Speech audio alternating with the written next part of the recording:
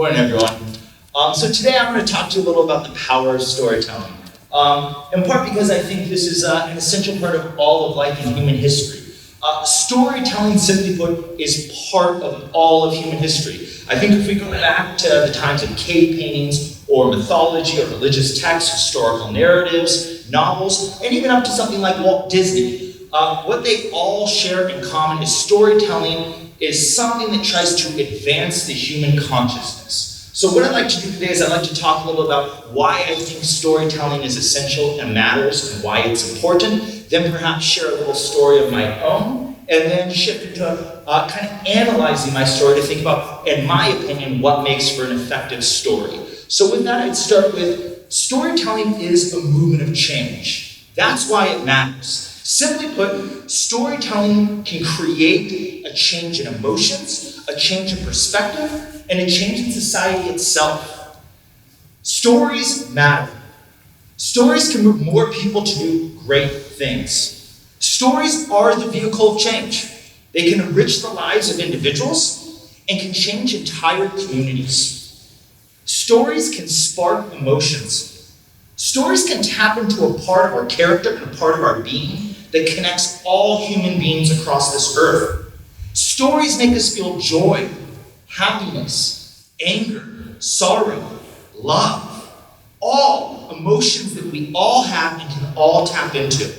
Well, why does that matter? It matters because emotions are designed to keep us alive. More specifically, emotions are what makes us feel alive. When we think about what stories are important in terms of how we can learn from stories, I think it helps us make sense of things in the world around us. More specifically, our stories are the result of thousands of individual interactions and experiences. Stories are the lens in which we tell our own individual stories that interprets the world around us. Stories have the power to unite us, and they have the power to divide us. It is the power of stories that can literally move people and move entire societies. If I was to think about why stories are a means of educational experience, or what we can learn from them as individuals and societies, I think storytelling gives us the perspectives that allow people to follow. Stories have the power to shift the perspectives of individuals and shift the perspective of entire groups of people and societies. So with that, I thought I'd like to share a little story with you about an experience of my lifetime. Simply put, this is one of the great journeys of my life. And what I'd like to share with you is I hope by sharing this experience, or my life experience, you as individuals and perhaps as a group can feel the emotions of my journey. You can make sense of adventure. You can gain a new perspective. And most importantly, I hope it can enrich your own life as an individual. This is a story of friendship, courage, and humor during a great accomplishment of my life. And at the end of the story, as I said, I will share a few of my personal thoughts on what makes for a good story and an effective storytelling. So with that, let me begin. Just to move out here and be a little more personal with you guys in storytelling, I think I'll start by giving you just a little background. I went on a journey to Africa with three of my best friends here from Chadwick, three teachers, Miss Alorigi, Miss Frazier, and Miss Aubrey, two of which have moved on to other schools and other teaching jobs. So when we decided a great last journey together, one of the things we decided was, let's go for something huge and let's try to climb Mount Kilimanjaro. And upon the journey to get over to Kilimanjaro, there was a lot of bumps and bruises and barriers and hurdles to overcome, but ultimately I'm going to lead you up to our summit day.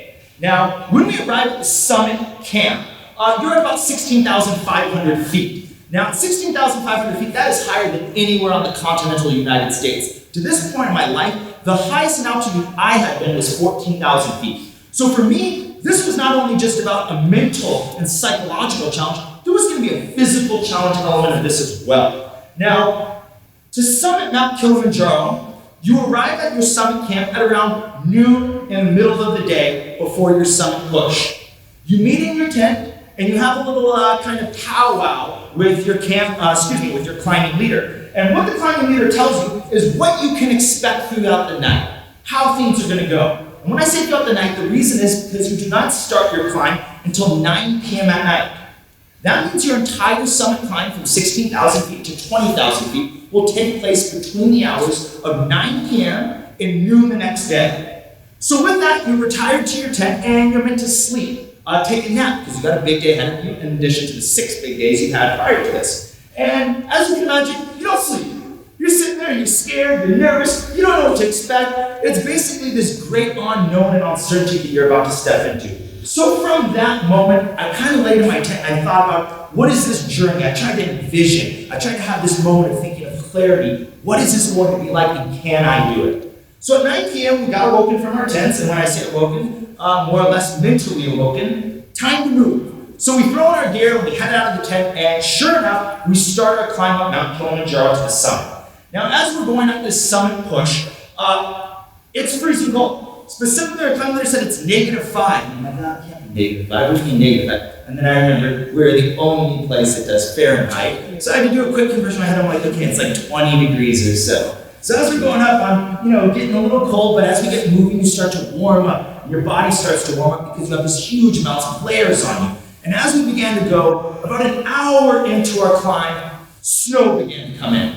And when I say snow, I mean snow coming at a horizontal, because simply put, it was about a 20-mile wind gust, constant wind gust coming around.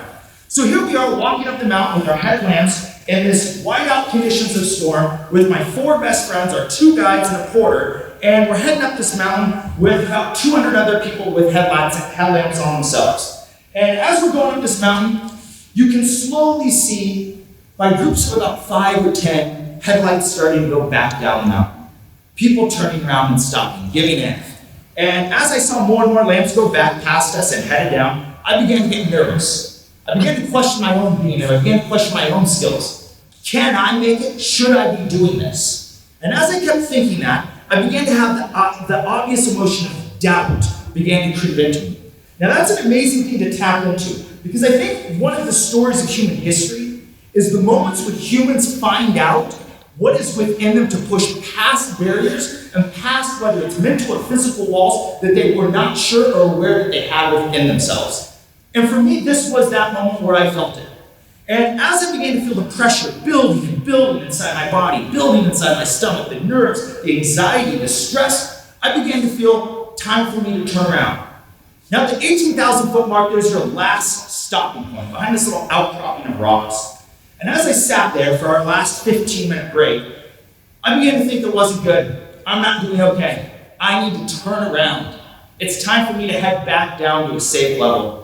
So I turned to my 2 good friends, Summer and Ellie, and I said, guys, I think I need to turn around. Now at this point, you have to imagine we're at 18,300 feet coming from Los Angeles, California, and we've been training for 8 months for this climb. And the amount of money and heartache and emotion and work to put in to get to that moment, my dear friends turned to me and said, Pat, we can't make that decision for you. You need to make your own decision, and you need to be comfortable with your own decision. So I walked over to a guy, I walked over to Bruce, and I said, Bruce, I got to turn around. Now, Bruce had this kind of scale, 1 to 10, how big of danger you're in. 1 being you're totally good, 10 being you're in a lot of danger. He says, Patrick, where do you think you are on the scale? So Bruce, I think I'm like an 8 or 9. No, Patrick, no, you are 1 or 2. I stopped back and I said, whoa, what do you mean a 1 or 2? I'm not feeling good here, Bruce. No. I've done this climb many times, Patrick. You can do it. Turns me around, puts his arm around me. And here we are just staring off into nothing. Just off into the black darkness of the abyss of Mount Kilimanjaro. He puts his arm around me and says, look at Patrick. Look at where you are.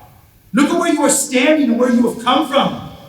This is not the moment to give in. This is not the moment to quit. I want you to go, and I want you to go now. Turn around and go and go. And he turns me around and he pushes me. And I start just walking. I just start walking. He grabs Joshua, one of the porters, says, Joshua, follow Patrick. I'm going. And we have the same, poli, which means slow. So Joshua's behind me just saying, poli, Patrick, poli. And I'm going one step at a time. Just me and Joshua. The group's still taking their break behind us. I turn around and the last thing I can see their headlights faintly disappear into the snow. And as I keep walking with Joshua, I feel this pressure build up, the pressure build up, getting greater and greater and greater. And as I take each step, it's feeling more painful, until finally I can't take anymore. And I plant my 2 poles, and I just stop right there at the moment. And at that moment, I had one of the greatest farts of my life. I relieved all the pressure, and all of it comes gushing out behind me right to Joshua. And you can hear the echo across the mountain. And I instantly felt this incredible sense of relief. My stomach had all this gas built up. That's what I needed to do. And as I let go of that, I felt great. And Joshua says, "Good, Patrick. Good, Patrick. You're alive." And I said, "Yes, I am alive. And I can go." And I started going. And sure enough, I'm going twice as fast as I was before. And the next thing you know, we hit the rim of the crater. And I'm there with Joshua, and I'm sitting at the rim of the crater, and it's 10 degrees. All of my water's frozen. I'm thirsty, I'm dehydrated. And I say to Joshua, "I can't stop. I can't wait for the group. We've got to continue on to the summit." Now, as you come up the ridge, you get to the ridge of the cone. Well, to get to the true summit, you got to go around the whole cone. So I start walking with Joshua, and we're going around the rim of the cone, and it's about 5 a.m., 6 a.m. It takes about an hour to get to the true summit. Well, after about 30, 40 minutes, my head is so clouded, I don't know what time it is, where we are, and I can't think about how much longer do I have to go. And it was at that moment that I was ready to turn around on the crater of Mount Kilimanjaro, mere feet from my goal. And as I was thinking it's time to turn around, I came across this last cropping of rocks, and I did not know it was the last cropping, but as I come around it, I had this incredible thought. For 8 months building up to this climb, I've been looking at images on my computer back here in Los Angeles, back here at Chadwick. I've been looking at images of the summit and the sign that is at the summit in Mount Kilimanjaro. And as I came around these rocks, the thing I saw standing about 50 feet in front of me was that sign. And the feeling of sheer elation can never be understated to me in what I felt in that moment to see the sign. And I took those final 50 steps, and I walked up to the sign, and I put my hands on it. And I just held the sign. I just held it and said, "You have reached the summit and the roof of Africa." And just holding that sign, and to know these images in my mind coming to real fruition right there in front of me, I can't tell you what that feeling was like of accomplishment and of love and gratitude and appreciation.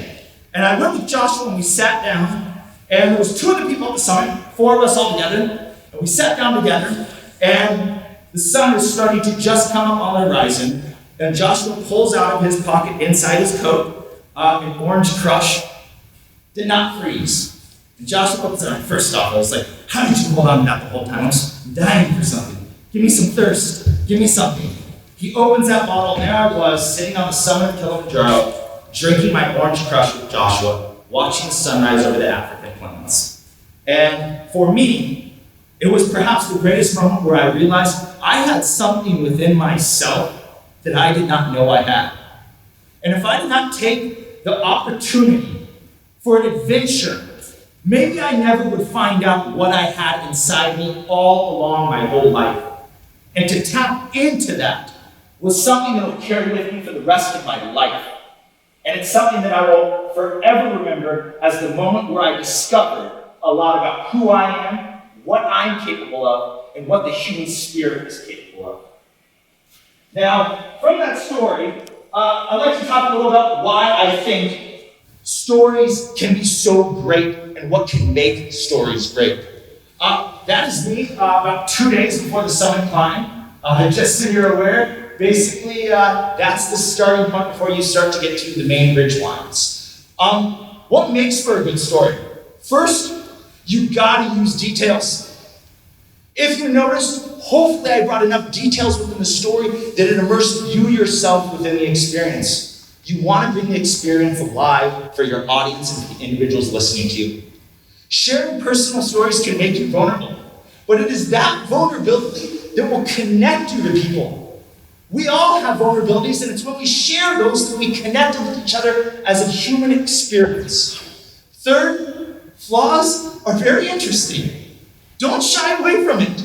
and even talk about some of those little naughty bits, as hopefully I did as well. Great storytelling brings communities together. It makes us have a shared experience. That shared experience can live in us and can help us better understand each other and better understand the emotions of humans. 5, numbers can help make your story more succinct. Specifically, it gives texture to the story. And if people know the texture of the story, it can bring it more alive for your audience and for the individuals listening. And last, create an experience worth telling. I leave you with that because I think, to me, it's in those experiences outside our comfort zone where the greatness of what we are capable of comes alive. And I hope you all push yourself to have those experiences yourself. I thought I'd just share a few pictures just to give you, hopefully this is some of the imagery you might have had in your own head as we were going through. This was out on the plains before we got actually to our starting point of Kilimanjaro. That is the summit, actually as we flew over. That is our camp. That was the second last camp. I didn't actually have a picture of our summit camp. My tent is the third one, back there, the orange one, kind of a few back. Those are the great glaciers that you walk up the second to last and last day before your summit. Those are the final glaciers before the summit push. This is the crater I was describing. This is where you first come over the ridge. The summit is directly across on the other side of the ridge. So you've got to basically walk around the entire crater. That is the pathway on the crater. And there you can see the final outcropping of rocks that I described coming around. And that is the sign for which my greatest achievement and my hands are still part of. And with that, I thank you for listening to my story. I thank you for attending today, and enjoy the rest of the conference.